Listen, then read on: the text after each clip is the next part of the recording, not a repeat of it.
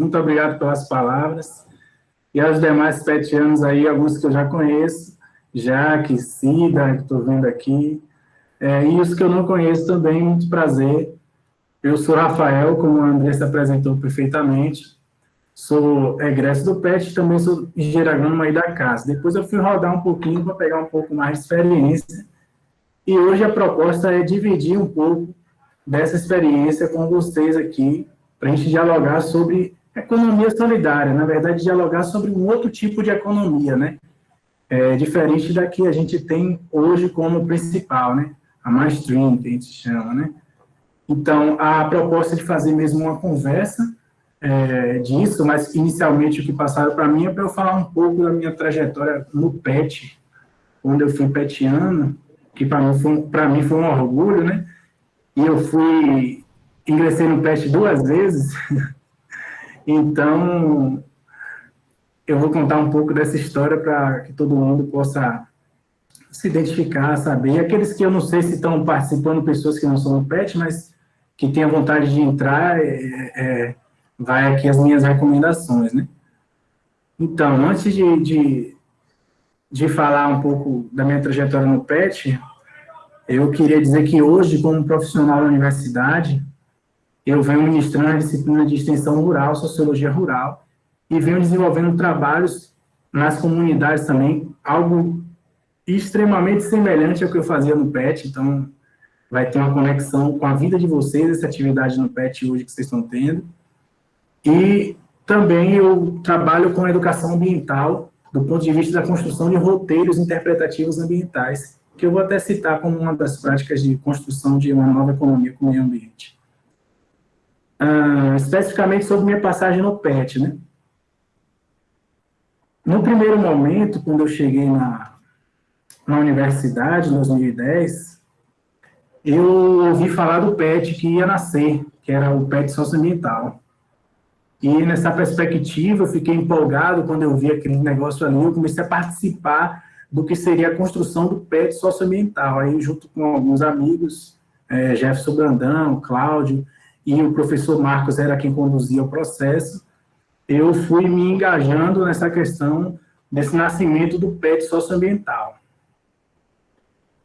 Foi aí que ele surgiu, só que eu não podia participar da seleção do PET socioambiental, porque eu ainda não tinha coeficiente. Eu era primeiro semestre, olha só, já queria me meter naquele espaço ali do PET, e não podia. E aí eu fui fazer estágio na Embrapa, passei um ano na Embrapa, até a segunda seleção do PET acontecer e eu poder fazer a seleção. Aí eu acho que na primeira seleção do PET, salvo engano, porque foi muito difícil lembrar de tudo, até pedir ajuda de Divanei. Aí eu acho que na primeira seleção do PET entrou Rosa, entrou Cida, Divanei. Eu não me lembro se Jaque é da primeira ou da segunda, mas aí eu acho que Jaque entrou na primeira também. E aí veio a segunda seleção, que, salvo engano, de novo, né, que eu posso estar muito enganado, entrou eu, a Devan Pulgas e Ana Lu. E uma menina que, inclusive, eu não vi o nome dela nos egressos, porque a passagem dela foi tão rápida, que eu acho que, na história, até perdeu o nome dela ali, que é a Nathalie. Aí, eu não sei se, por acaso, ela não chegou a ser registrada, alguma coisa desse tipo, mas existiu essa pessoa também, Nathalie, no PET, a passagem bem rápida de Nathalie. E aí eu ingressei no PET. Nesse primeiro momento do PET, existia um projeto coletivo no PET, além dos individuais, né? Esse projeto coletivo envolvia uma atividade na comunidade Laranjeiras, né?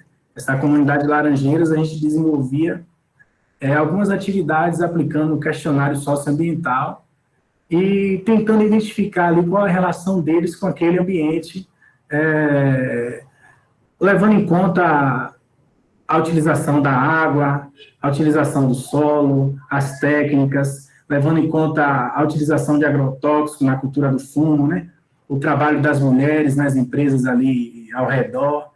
Então, era um pouco disso que a gente fazia na comunidade Laranjeiras.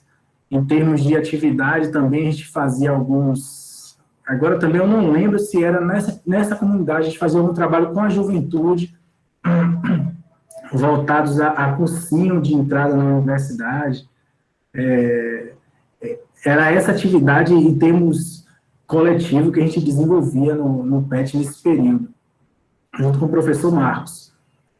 E daí tinha os projetos individuais, que nessa época, enquanto projeto individual, eu cheguei a fazer um curso de formação política e questão agrária para o PET. O PET já tinha na coordenação de CIDA a Roda de Conversa Paulo Freire, que era um espaço de formação muito qualificado que a gente tinha. Só que eu trouxe também, adicionando, um curso de formação política e questão agrária, algumas pessoas para contribuir nesse processo formativo dos participantes do PET nesse período.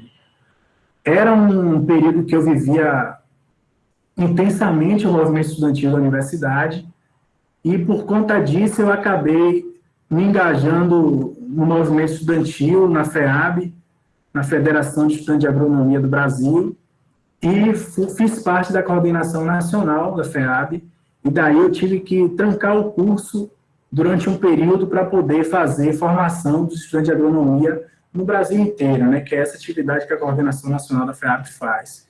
E foi aí que eu tranquei o curso e saí do PET.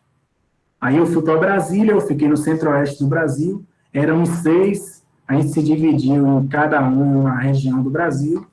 Eu já tinha... não era ninguém desse período do PET, eram outras pessoas. E daí eu fui para Brasília, tranquei a faculdade e saí do PET. Fui tocar minha vida no movimento estudantil. E tudo bem, eu fiz muitas atividades lá no movimento estudantil, mas também fiz algumas coisas que vai impactar na minha segunda entrada no PET. Quando eu estava em Brasília, eu consegui mobilizar um edital do MEC Proeste SESU, que eu não sei se ainda existe, né? Porque eu não sei, de fato, coisas que ainda existem no governo e coisas que já acabaram.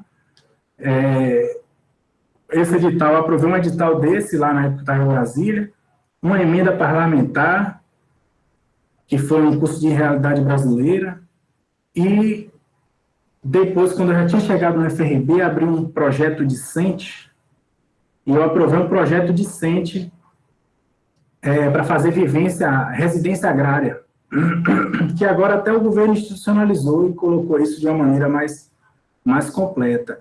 Então, nesse retorno, eu já venho para o PET cheio de, vamos dizer assim, cheio de autonomia, e aí isso até que dificultou um pouco o processo do doutoramento, né?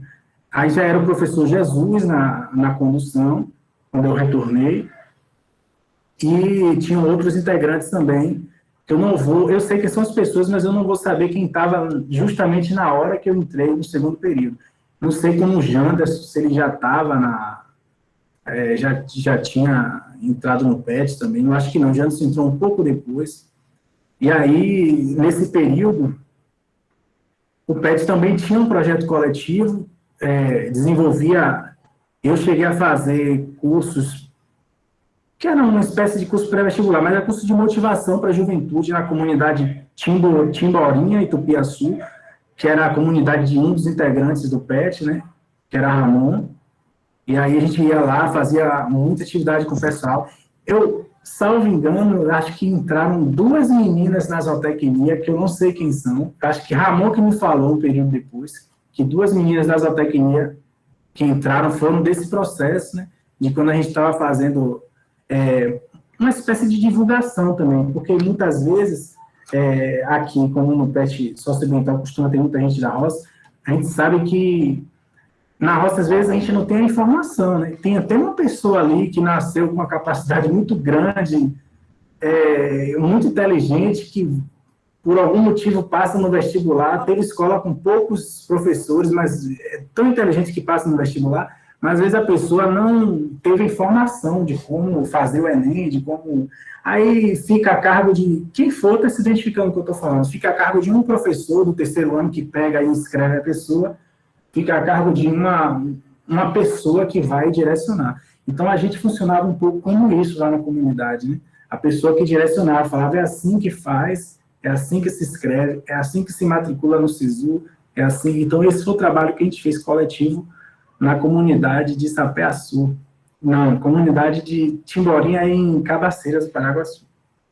Em Sapé-Açu, a gente desenvolveu com o professor Jesus um outro trabalho, que era voltado a resíduos sólidos. Esse trabalho era com a prefeitura de Sapé-Açu, e eu não sei por qual motivo que depois ele teve que parar. Não sei dizer por qual motivo ele teve que parar.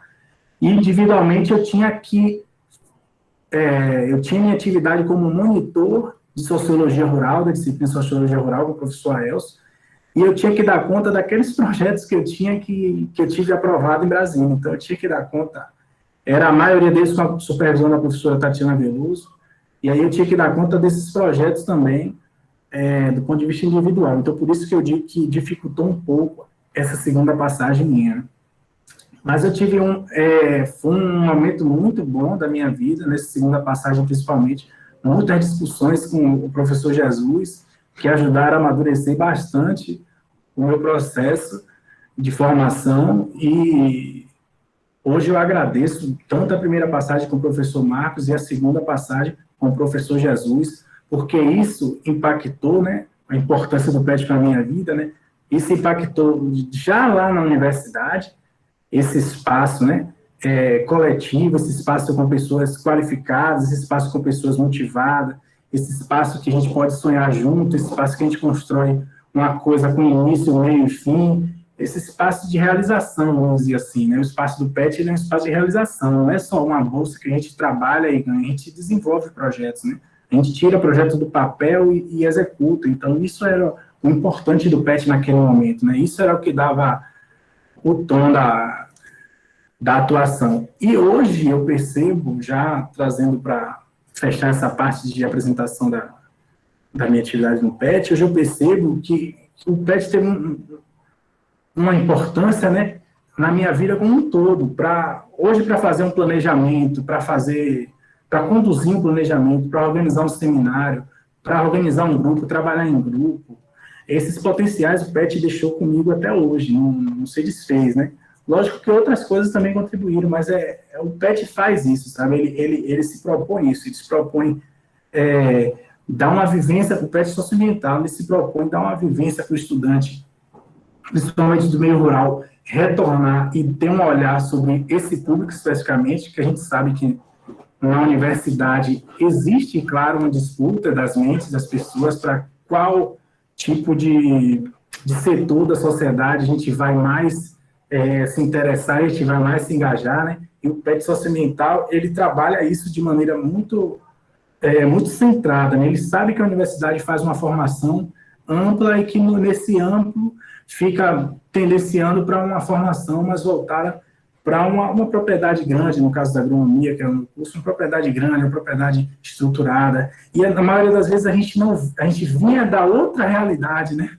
Vinha da agricultura familiar, de produtores com dificuldade de dinheiro, produtores com dificuldade de terra. E aí essa vivência que a gente conseguia com o PET, era isso que era o ouro do PET, que ficou até hoje, né? Então, essa foi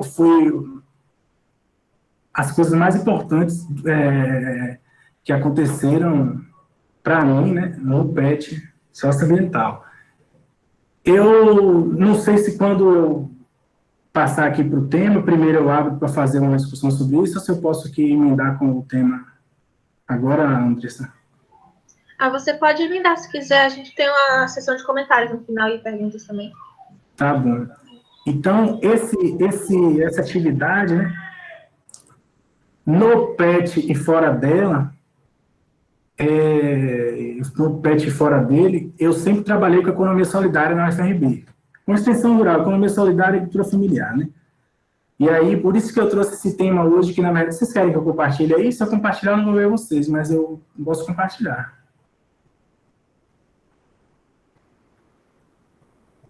Vou compartilhar.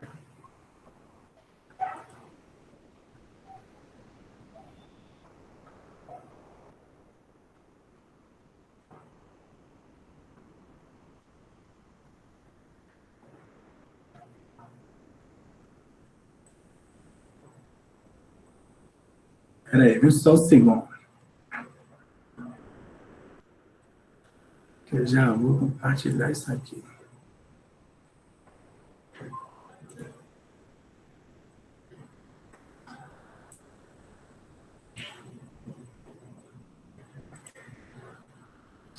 Vocês estão vendo a tela?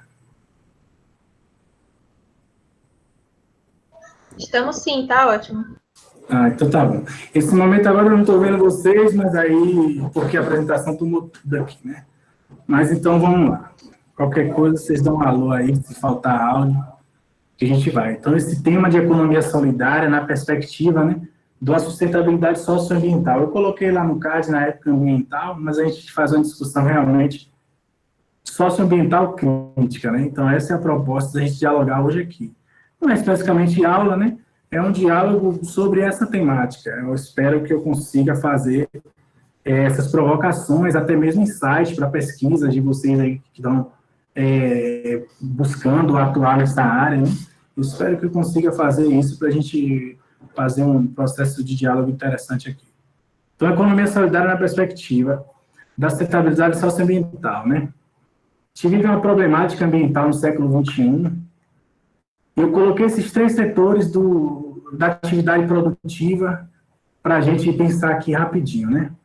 O setor industrial, o setor da mineração, o setor da agricultura, né? O setor industrial, ele tem a problemática, ele tenta lutar contra ela, sendo menos dependente do petróleo, tentando ter as relações de trabalho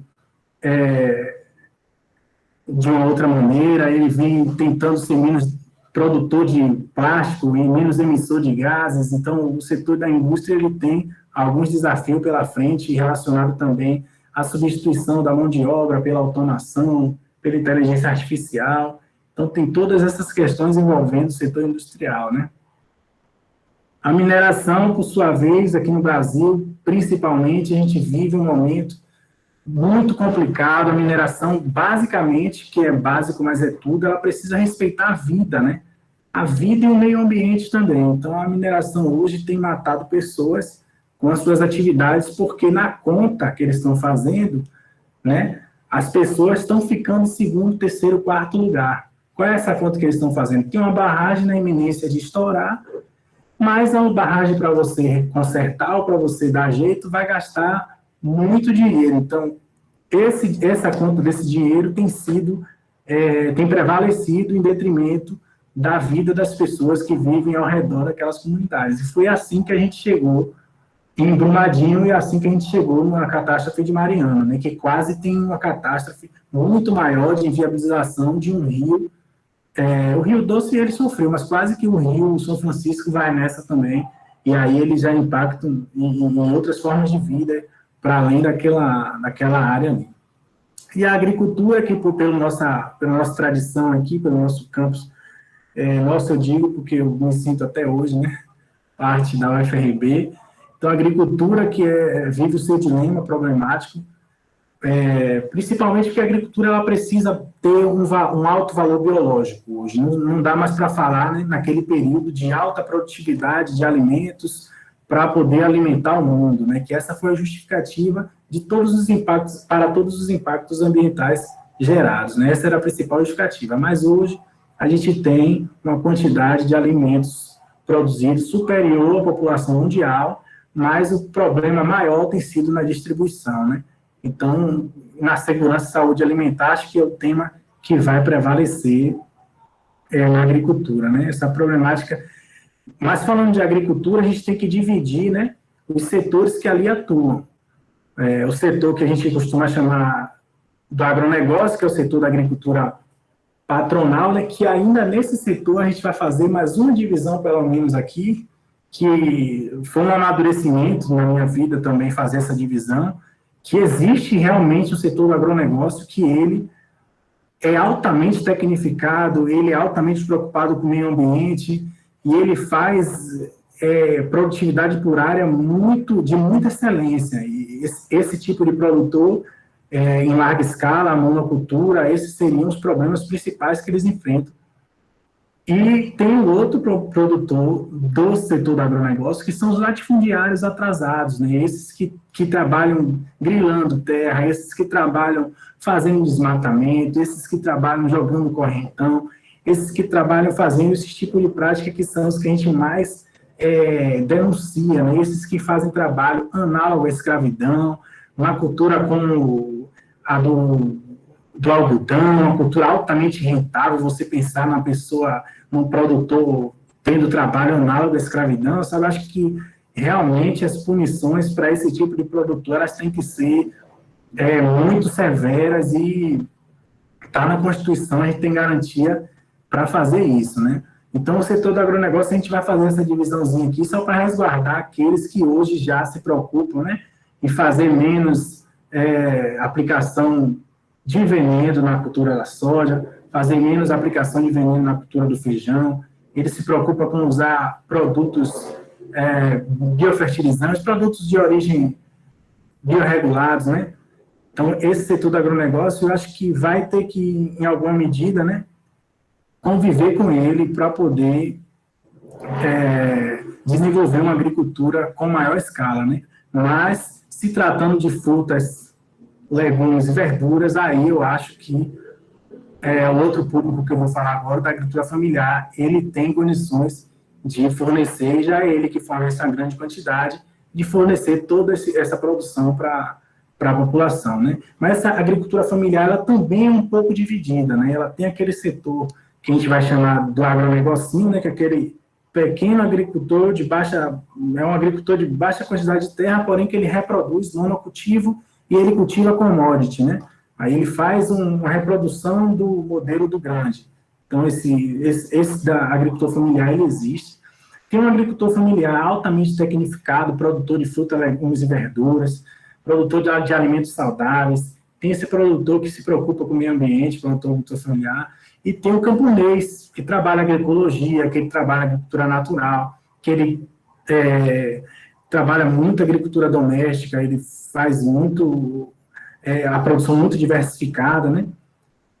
E tem também aqueles agricultores familiares com baixo uso de tecnologia, que no Recôncavo, inclusive, é a grande maioria, né? Que tem baixo poder aquisitivo, baixa quantidade de terra, um pouco uso de tecnologia, e é esse público que, normalmente, todos os públicos da agricultura familiar, eles estão inseridos na economia solidária, mas é esse público de baixa renda, baixa utilização de tecnologia, por eles precisarem se juntar para poder aparecer, né? É esse grupo que tem sido a maioria como os grupos de economia solidária, né? Então, essa problemática no setor da agricultura se resume no seguinte: a agricultura hoje, ela tem largado a máxima do século XX, né, da agricultura petroquímica, a agricultura voltada aos derivados do petróleo, né, para fertilizantes, para combustível e para tudo, e tem se tornado cada vez mais agricultura voltada para genética e biologia. A gente vai discutir em outros espaços os impactos desses produtos geneticamente modificados e produtos com esse tipo de tecnologia, né?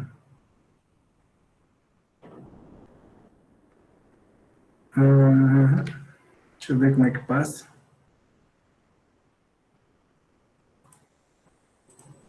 Aí. Então, a gente vê que o setor, né, até o setor empresarial, que nem sempre foi assim, o setor empresarial brasileiro, ele tem tido um novo olhar sobre o mundo econômico, né? Tem visto que não é mais compatível com a atividade predatória, esse desmatamento ilegal.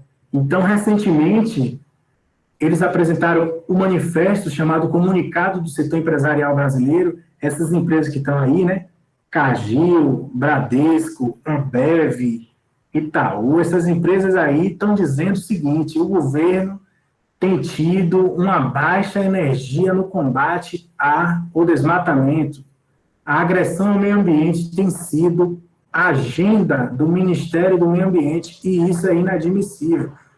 Estamos num momento em que as maiores empresas do setor empresarial brasileiro estão dizendo isso. Imagine que momento a gente chegou. Isso tem sido pautado por uma pressão internacional muito forte para que a gente trabalhe, né, os setores produtivos de uma maneira mais sustentável. Porque quem está na ponta da produção, quem está na ponta da visão econômica, já enxergou que o modelo do capitalismo predatório não é sustentável ao longo da vida. Então, aumentar 1, 2 graus, buraco na camada de ozônio, todos os aspectos da mudança climática, não tem sido uma prática mais aceitável no mundo inteiro. E aí, o que levou essas empresas a fazerem esse comunicado pressionando o governo por ações práticas, né, de conservação do meio ambiente foi a questão dos grandes grupos econômicos ter sinalizado que vai retirar o dinheiro dessas empresas, o dinheiro que financia essas empresas, caso elas trabalhem com algum tipo de atividade predatória no meio ambiente. Então, é um momento propício, todos os momentos, na verdade, de crise econômica mundial, é momento propício para a gente falar de economia solidária, sobretudo nesses momentos, né? Sempre é bom a gente falar de economia solidária, mas, sobretudo, nesses momentos a gente fala para poder colocar como uma alternativa, né, de convivência das pessoas com um modelo econômico mais assertivo, né? E aí, quais os caminhos para a sustentabilidade socioambiental? A gente vai apresentar isso sob a perspectiva dos fatores de produção, né? Terra, capital e trabalho. A gente vai apresentar isso aqui, algumas iniciativas em cima desses valores, desses fatores de produção aí, terra, capital e trabalho. A gente vai apresentar algumas iniciativas de economia solidária que se colocam com o potencial de garantir, né, uma relação econômica sustentável entre homem e natureza, né? Então, essa é a ideia de trazer e provocar aqui com esse tipo de ação de economia solidária, né?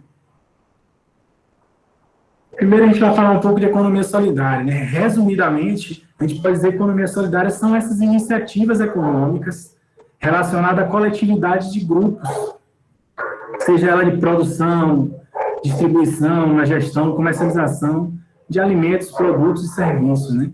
Então, está diretamente ligada e relacionada ao cooperativismo e ao associativismo. Como eu já disse, tende a ser oportuna, tem tendências de crescimento em momentos de crise do mercado, né? Hoje eu li, rapidamente, na mídia ninja, no Instagram, que uma cidade dos Estados Unidos, mas eu não lembro de que lugar dos Estados Unidos, emitiu moeda social para poder lidar com a crise econômica causada pela pandemia. Então, essa é uma ação de finança solidária, uma ação que a economia solidária já pratica há um tempo, e a gente vê sendo praticado também nos Estados Unidos e em outros locais do mundo para poder conter, né, essa crise que é de saúde, mas que ela também transborda sobre as questões econômicas, né? Então, a economia solidária, basicamente, a gente vai propor uma construção de uma nova sociologia econômica, né? Nova sociologia econômica, uma nova relação das pessoas do ponto de vista econômico. Então, isso seria construir uma nova sociologia econômica, né? Esse tipo de pensamento aí é de autor Cal Polanyi, né? Que ele vai falar que na economia de mercado há prevalência sobre um modo de transação somente, né? Que é a troca de mercado. Você tem um dinheiro que você confia nele, você confia no dinheiro, e aí você vai trocar a sua riqueza, o seu bem, um serviço pelo dinheiro. Esse é o modo de transação do mundo capitalista predominante, né? Porém, outros modos de transação são intensificados no processo, né, de economia solidária. Quais são outros modos de produção? Reciprocidade, redistribuição. Tem mais na teoria dele, mas eu trouxe só esse quadrinho dele. A reciprocidade de respeito a mesmo você dar e receber, vamos dizer assim, né? E aí, a reciprocidade ele trata como alguns tipos de reciprocidade hierárquica, de parentesco, de status, de amizade, que realmente há uma diferença. Se a gente for ler esse paper, que chama A Grande Transformação, a gente vai ter uma noção da diferença de reciprocidade. Mas, basicamente, essa relação subjacente, ela está intrínseca nas relações de economia solidária, né? Por exemplo, a reciprocidade hierárquica, ou de parentesco, seria uma reciprocidade onde você faz o bem para o seu filho, igual ao que os seus pais e mães deram para você. Então, você não quer nada em troca dele, né? Para você. Você quer, talvez, que ele faça o mesmo para o filho dele, mas não para você. Então, esse é um tipo de reciprocidade. Com amizade é outro, com de status é outro, então são outros tipos de modo de transação, né? Em modo de transação de redistribuição exige uma entidade central, que pode ser religiosa, pode ser política, o Estado, a associação, que ela vai, né, reter uma composição de riqueza e redistribuir para aqueles que estão em situação de necessidade ou para aquele tipo de bem que vai promover um bem coletivo, né? Então, reciprocidade e redistribuição, elas vão entrar com mais força nessa economia solidária, né? Basicamente, a economia solidária vai ter uma economia mais substancial, né? Substancial em que sentido? Vai ter substância, vai ter existência, vai ser social, né? Diferente da economia atual, que é uma economia antissocial, né? Onde não tem confiança, precisa de muitos contratos e há alguns custos que vai se chamar na teoria, né, de custos transacionais, né? Então, há essa diferença. Estão me ouvindo bem? Sim. Sim, tá ótimo. Então, e aí, dentro daquelas relações que eu coloquei, eu vou trazer algumas iniciativas da economia solidária, né? Dentro dos fatores terra, capital e trabalho, né? Em relação à terra, né? Como que a gente trabalha uma economia solidária, né? Na perspectiva da sustentabilidade ambiental, né? Então, vamos dizer que isso já existe, na verdade. A gente só vai apontar isso para que as pessoas percebam que é esse o modelo que a gente aponta, né? Como uma saída que é economicamente viável, uma saída que as pessoas constroem riqueza para ela, que elas podem viver bem. Então, o respeito ao território, trouxe aqui 3 pontos, né? Conservação dos recursos naturais protegidos, né? As unidades de conservação, as comunidades tradicionais, elas precisam ser preservadas naquele espaço. Por quê? As comunidades, elas conseguem viver naquele espaço ali que foi destinado para ela, pela Constituição, que, em tese, não era nem para a gente estar discutindo uma invasão, uma queimada desse tipo de espaço, que já é garantido pela Constituição, mas que a gente vai dizer que essa comunidade, nesse tipo de local, ela preserva o ambiente, né? Ela preserva a mata, ela preserva o cerrado, ela preserva a Amazônia, ela preserva a Caatinga, ela preserva o espaço que ela vive. As comunidades tradicionais, elas têm uma vivência, uma existência, né, compatível com aquele ambiente. Então, só o fato delas existirem, sendo demarcadas, elas já são um fator de recuperação dessas áreas, né? Eu vou apontar no artigo, na outra slide, que era uma inquietação que eu tinha na época estudante. Eu era doido para fazer esse artigo, só que eu não fiz, mas agora eu encontrei alguém que fez e eu uso ele e acho ele muito legal. Eu imaginava já essa hipótese, mas nunca tinha feito esse artigo e gostei muito dos autores que fizeram. Vou mostrar no próximo slide. E a utilização sustentável do turismo rural, por exemplo, também. Como que faz isso, né? A utilização sustentável do turismo rural. Então, um exemplo prático, né? Aqui tem uma serra, aqui próxima a onde eu moro, tem uma serra, chama Serra do Minho. Essa serra, ela é terra devoluta, terra do Estado, do governo, é de ninguém, e é de todo mundo ao mesmo tempo, e ela hoje é palco de queimadas, as pessoas saem para queimar, um grupo tenta invadir para ser dono, e no máximo que ela tem é atividade de motocross, mountain bike, é uma atividade de motociclistas que vão lá fazer aventura, é o máximo que ela tem. E aí tem um professor de história aqui da UNEB, que ele acabou indo lá em cima, identificando que naquele espaço lá tem pinturas rupestres, na serra tem pinturas rupestres. E aí ele fez um trabalho bom, histórico, ele entende dessa parte, ele fez todo o trabalho, e dentro de uma disciplina que eu dou aula na pós-graduação de Educação e Meio Ambiente, a disciplina Política Ambiental, dentro da disciplina eu provoquei 2 estudantes para a gente fazer um roteiro interpretativo ambiental dessa serra. O que é um roteiro interpretativo ambiental? A gente foi lá na serra, que é hoje um lugar abandonado, um lugar de queimada, e um lugar que está sendo disputa de maneira irregular por pessoas que querem invadir o espaço.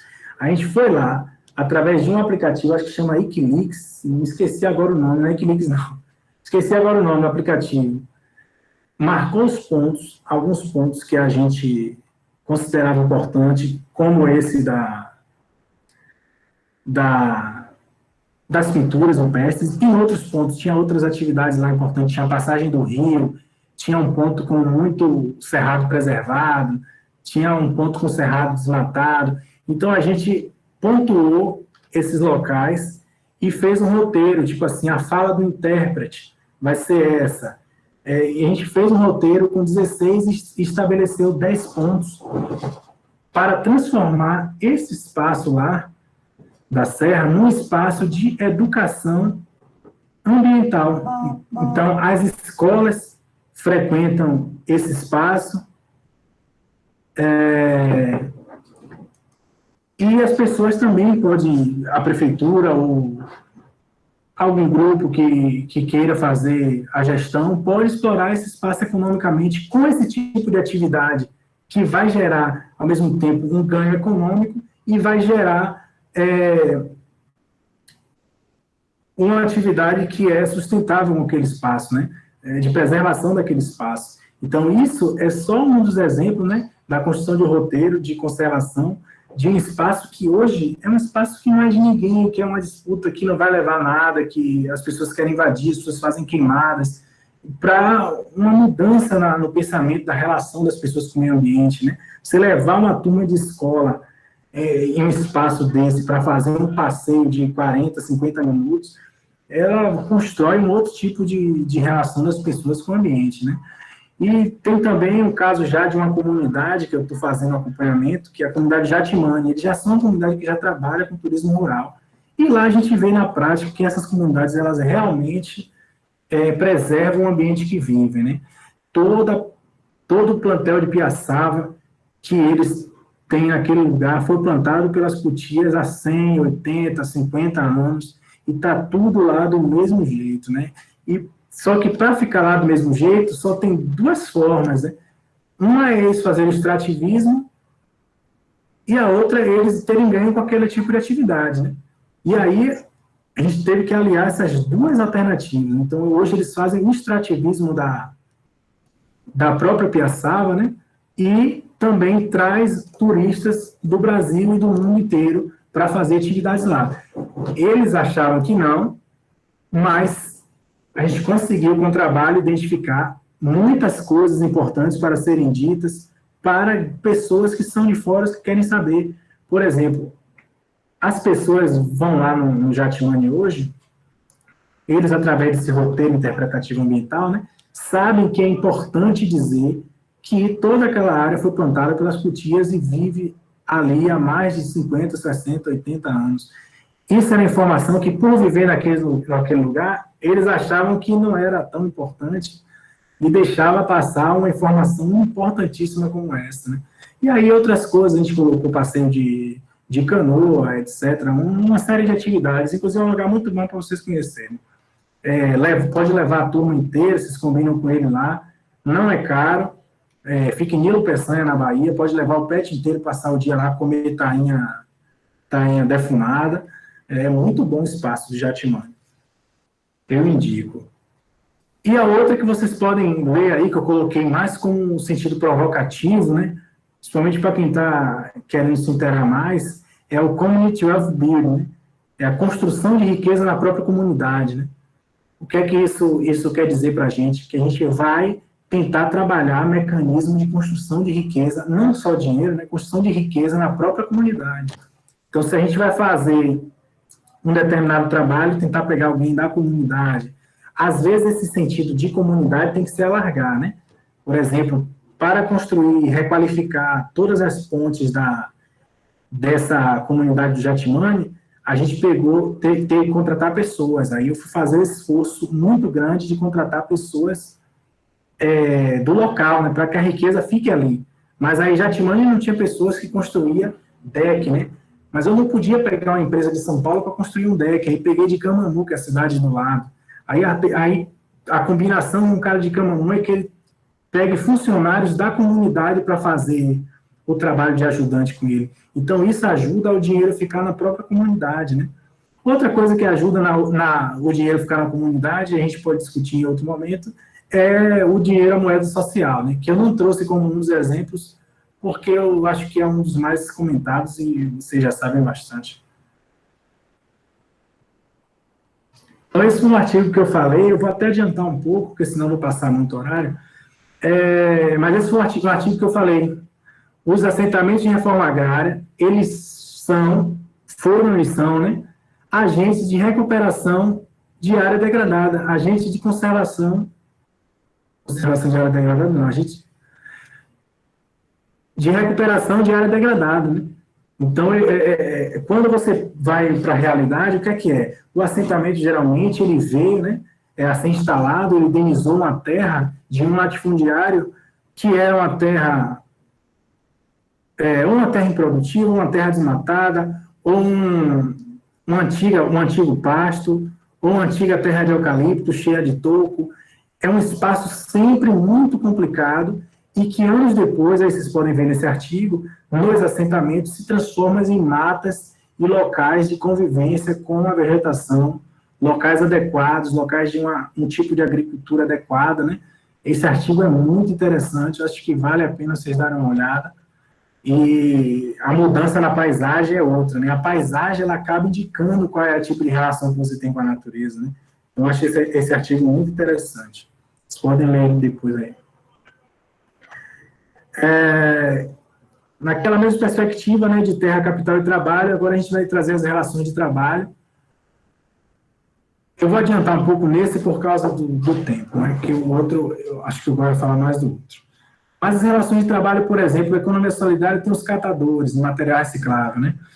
A gente tem hoje no Brasil, mesmo sem uma política de Estado garantindo isso, a gente tem no Brasil hoje o maior índice de reciclagem de latinha.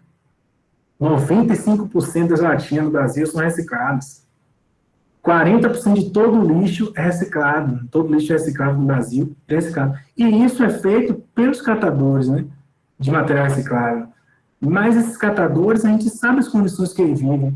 E a gente precisa valorizar o trabalho desse catador, porque se a gente não levar em conta que os catadores são normalmente pessoas pobres e pessoas em situações de rua também. Se a gente não levar isso em conta, vamos levar em conta o valor que esse trabalho tem.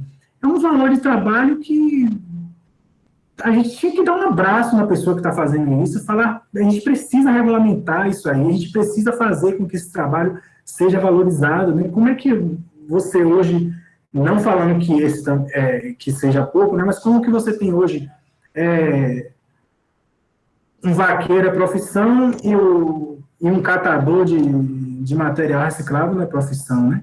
Eu acho que tem que haver uma valorização, e hoje a gente tem um marco regulatório dos resíduos sólidos que vai garantir também que as prefeituras, né, possam dar EPI para que esses catadores eles façam o processo de coleta de maneira adequada, e eles podem também contratar uma cooperativa de catadores sem licitação. E a gente tem estudos também que indicam que pessoas da comunidade fazendo o próprio processo de catação do lixo, através de suas cooperativas, tendem a entregar uma cidade mais limpa e mais barata para o município. Então, é melhor organizar os catadores de Cruz das Almas, de Barreiras, e a prefeitura contratar a cooperativa deles para fazer o processo de coleta, né, do que contratar uma empresa de Salvador, de Espírito Santo. A empresa recebe o dinheiro, contrata algumas pessoas, as pessoas fazem a coleta de lixo, e aí o dinheiro, a riqueza toda vai para o Espírito Santo, vai para Salvador, e não fica naquele município, né? E aí a gente acaba deixando a riqueza se perder. Então, o ideal é que a gente construa a riqueza na própria comunidade, né? Eu vou passar isso daqui rápido, porque eu quero falar um pouco disso. É a desconcentração de capital, porque sem a desconcentração de capital a gente não vai fazer nada. Eu vou trazer uma perspectiva, né, que não envolve só o Estado, porque a gente está em um momento em que o Estado, ele, na verdade, ele é contra isso aí. Não é que Antes, sempre, né, o que acontecia? Para a gente conseguir umas coisas para os menos favorecidos, tinha que ser muita luta para que ele entenda como central, ele, o governante, entenda como central e priorizar para fazer aquela atividade. Antes era assim que funcionava, na política e tudo, né?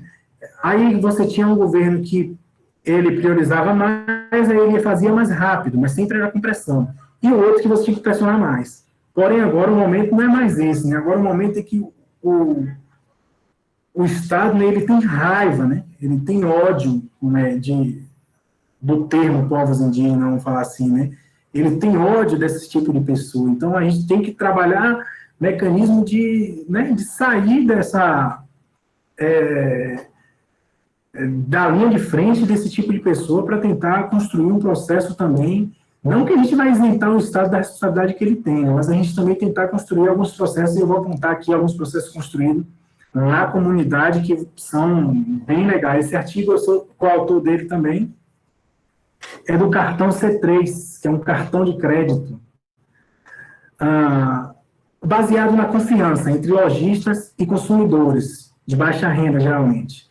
O que é, né?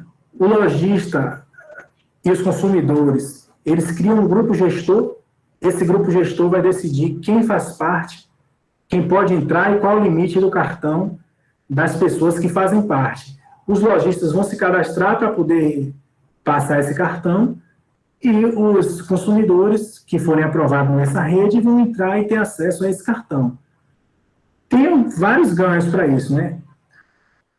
Vai favorecer o comerciante local, em detrimento das grandes lojas, grandes redes que vão pegar o dinheiro e a riqueza vai para outro lugar. Então, vai favorecer a compra desses espaços. E para as pessoas de baixa renda também é a garantia de que eles vão ter um cartão de crédito para poder fazer as compras quando não tiver o dinheiro, né? E depois eles vão ter como pagar, né? Que a gente necessariamente pensa que essas pessoas não vão pagar o cartão dele, mas a gente for a fundo, por exemplo, nessa pesquisa aqui, a gente viu que o índice de inadimplência não muda em relação a outros cartões por as pessoas serem mais pobres, né? Porque quando a pessoa entra no cartão via o aval, a confiança de um vizinho, ela quer mostrar que ela sabe pagar, que ela tem dignidade, e aí as pessoas pobres, elas tendem a também pagar as suas coisas na data certa, né? E alguns ganhos econômicos também práticos, assim, vamos apontar aqui uma padaria que vende R$6.000 por mês, bruto. Padaria que vende R$6.000 por mês bruto. Você encontra padaria dessa em todas as cidades, eu acho, que vende R$6.000 por mês. Todas não, porque a cidade menorzinha também não vende, mas uma cidade igual a Cruz vai ter padaria que vende mais de R$6.000 por mês bruto. Vai dar R$72.000 por ano. Desse dinheiro, nessas maquininhas Cielo, Sanmap, não sei o que lá, ele já perdeu aí, se a pessoa passar um cartão ali, R$3.300. O lojista perdeu. Então, imagine com um cartão feito por eles e para eles, né? Somente sem taxa de adesão, sem essas taxas de juros na compra, somente com a taxa de manutenção, né, que vai ter que ter, mas que ela se compensa, porque imagina, R$3.300 por ano, uma padaria. Se for uma cidade maior, tiver 10 bairros, 10 padarias, são R$33.000 no ano, só em um cartão de crédito que é da própria comunidade, né, do próprio município ou da própria localidade. Né? Então, são algumas iniciativas que a gente tem para poder conviver, né, socioambientalmente mais equilibrado. Aqui são algumas coisas que tem no artigo, que eu vou pular porque eu estou estourando o tempo, mas os clientes, eles vão reconhecer algumas coisas que tem no cartão, não cobra juros, fornece o crédito ao comerciante baseado em confiança, é um lojista, para poder não ser uma propaganda, né? E a gente foi lá e perguntou se realmente ele reconhece que isso acontece. E que o único que teve problemas aí foi política de funcionamento do cartão C3, definida pelo usuário integrante. Então, tem um dado que vai apontar que essa promessa ela tem um probleminha, mas isso aí são coisas do caminho, né? Uma outra iniciativa que eu vou trazer e a saideira, né, é o Finapop, que é um financiamento popular que vocês já devem ter até ouvido falar. Ele consiste no seguinte: hoje, quando a gente deixa, mesmo que seja poupando, ou deixa por deixar 100, 200, 300 mil, 2 mil, 5 mil reais no banco lá, o dinheiro não fica parado, né? O banco pega o seu dinheiro, mesmo que você não saiba, ele pega seu dinheiro e ele empresta e faz o tipo de financiamento que ele quer, né? Quando você saca, ele devolve, ele pega de outro e devolve para você, mas é assim que funciona o banco, né? Então, as pessoas, os grandes investidores, né, pessoas físicas, pensaram o seguinte: eu estou vivendo um momento que eu não quero financiar qualquer projeto, eu não quero financiar coisas que agridam o meio ambiente, eu não quero financiar coisas que produzam mal à saúde da população.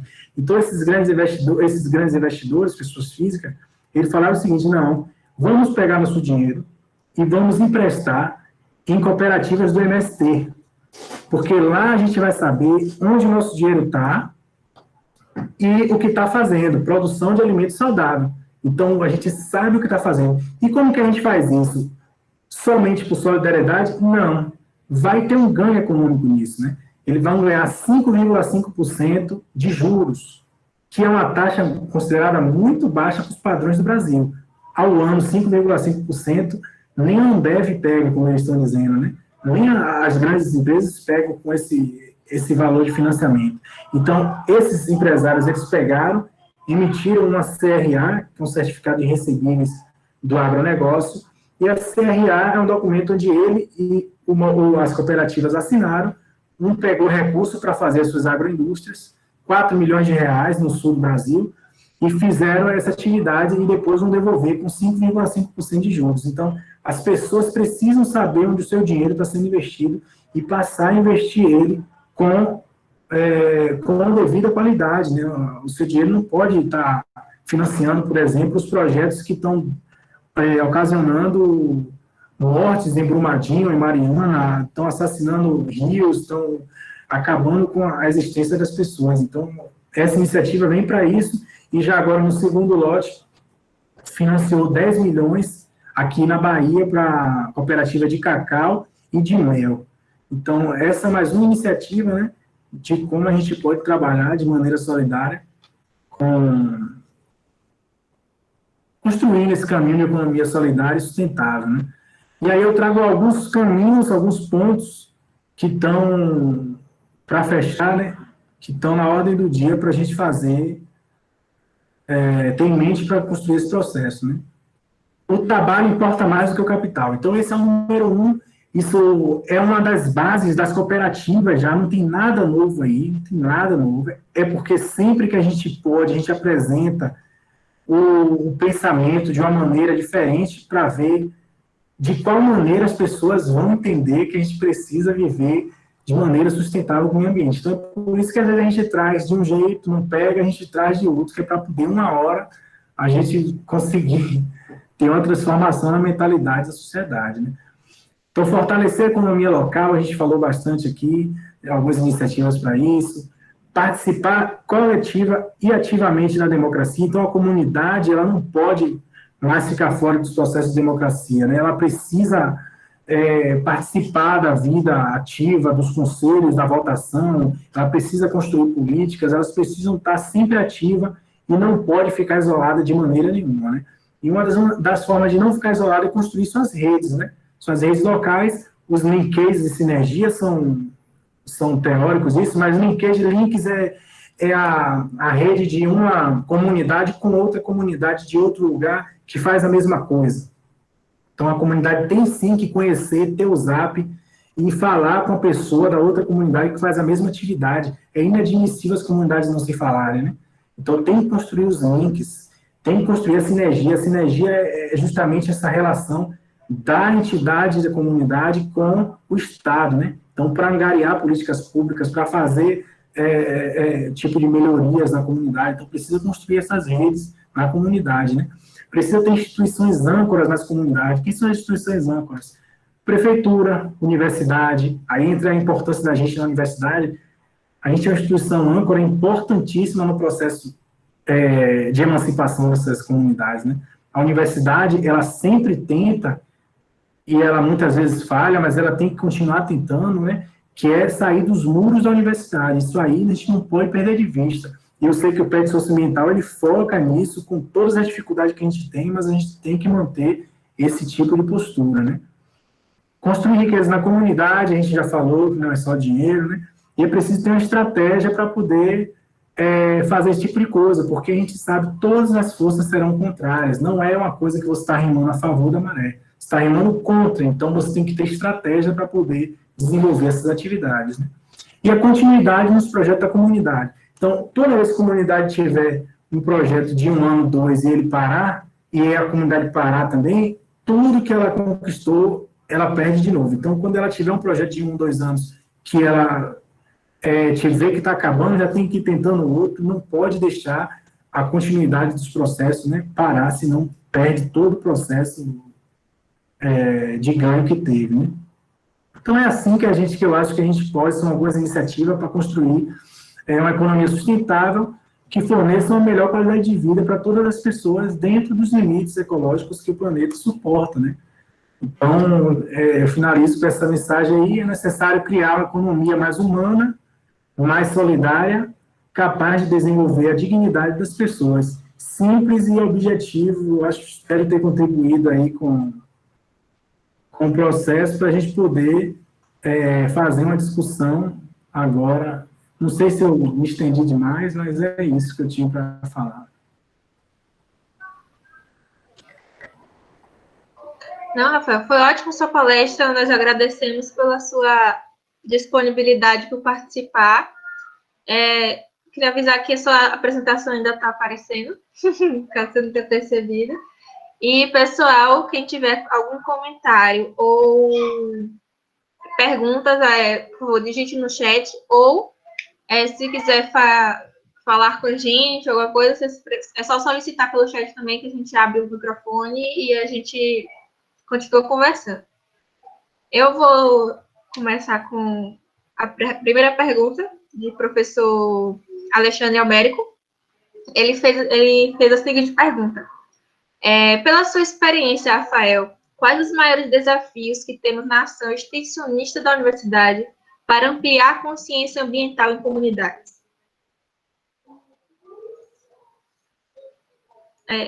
Rafael, seu áudio está pronto. Então, os maiores desafios, né, que a universidade ela possui para que as comunidades, né, percebam e trabalhem. E, primeiramente, a gente entender que as comunidades, muitas vezes, elas já constroem processos de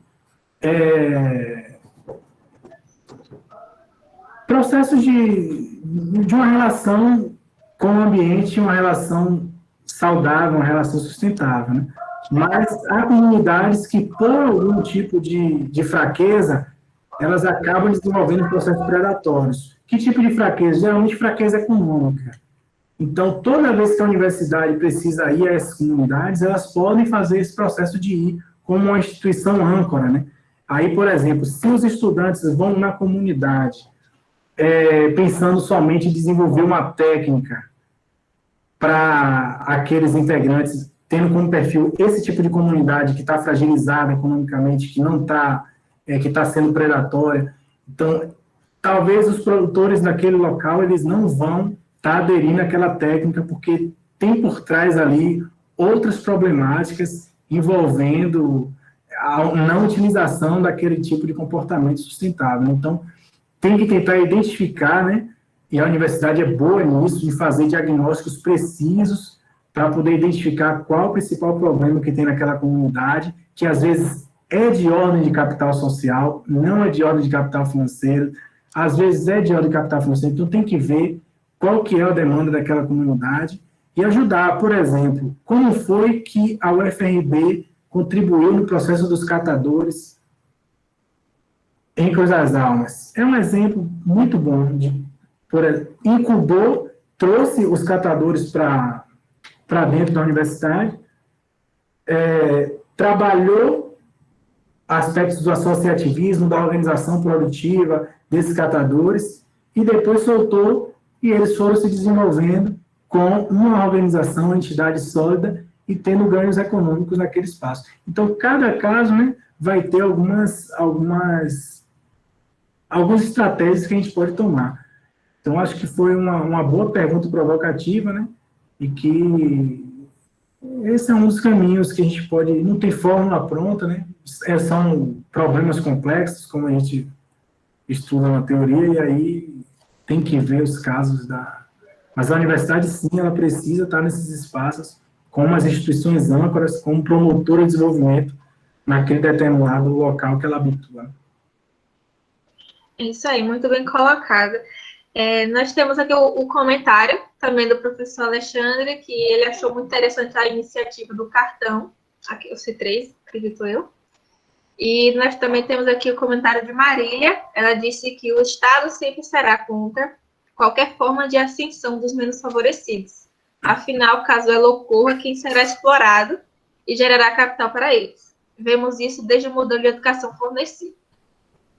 E nós temos aqui o comentário de Aspetec. Eu acho que precisa mais de políticas públicas para a agricultura familiar e para ser uma economia solidária de verdade. Peraí. Temos aqui mais elogios à sua fala. de Marília Andrade. Obrigada pela apresentação, Rafael. De Rosane.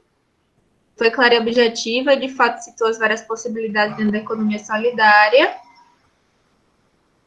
E acredito que sejam todos os comentários. Se eu não pulei algum, se eu pulei, me desculpem. Deixa eu falar como Marília falou no comentário dela, sobre o Estado e o comportamento que normalmente, quase 100% das vezes, não é 100% não, mas quase 100% das vezes, ele joga contra. Isso é um fato, e não são diretamente as pessoas, às vezes, a estrutura, a burocracia, ela joga contra, às vezes. Eu vou dar um exemplo desse caso do Jatmani que eu coloquei na apresentação. Não é fácil contratar a pessoa da comunidade para trabalhar, porque aí, quando você vai fazer isso, o Estado diz o seguinte: eu quero um CNPJ.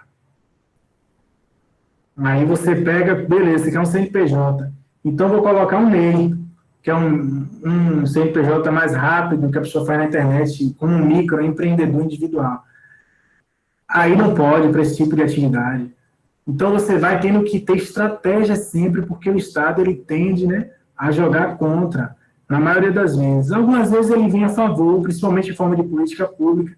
Então, por isso que as políticas públicas a gente tem que ocupar, né, e tomar conta do que é nosso, né. E também você vê logo uma das oportunidades que algum governo não gosta daquele setor, ele acaba com a política pública daquele setor. Então, você vê que é uma das formas de você atacar o setor, que é uma das formas quando o Estado ele é a favor daquele determinado setor.